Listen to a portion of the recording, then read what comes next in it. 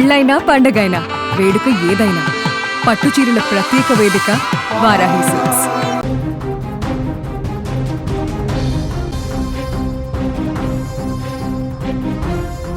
ఉత్తరప్రదేశ్లో ఓ gas tanker toll plaza ఫుట్పాత్ను ఢీకొని ఘోర ప్రమాదం సంభవించింది.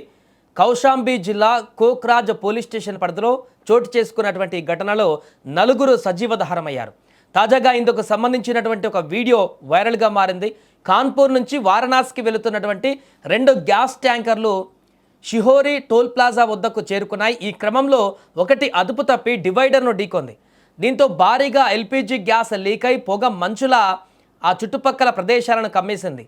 అనంతరం ఒక్కసారిగా మంటలు అంటుకోగా టోల్ ప్లాజా కాలి బూడిదైంది.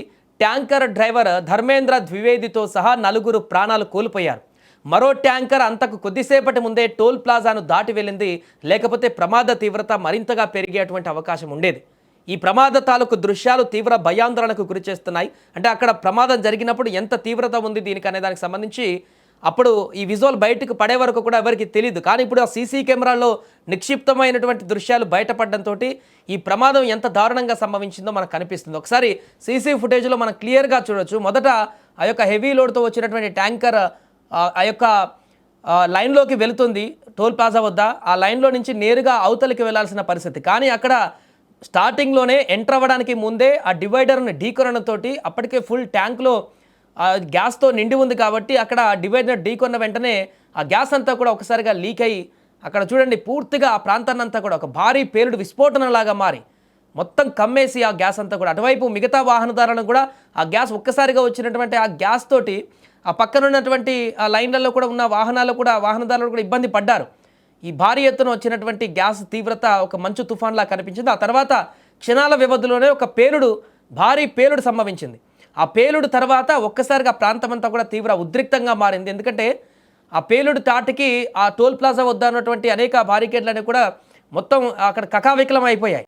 అందులో ఉన్నటువంటి సిబ్బంది కూడా తీవ్ర భయాందోళనతో అక్కడి నుంచి పరిగెత్తినటువంటి పరిస్థితి. సో దాంతో ఎంతమంది ప్రాణాలు పోతాయేమో అనేటువంటి దూరం నుంచి చూసినటువంటి వాహనదారులు భయాందోళనతోటి వాహనాలు దిగి అక్కడ ప్రాంతాన్ని అంతా కూడా పరిశీలించిన పరిస్థితి ఏర్పడింది. ఇక తాజాగా దీంట్లో 4 మృతి చెందినట్టుగా బయటకైతే వచ్చింది. మరికొంతమంది గాయపడ్డారు.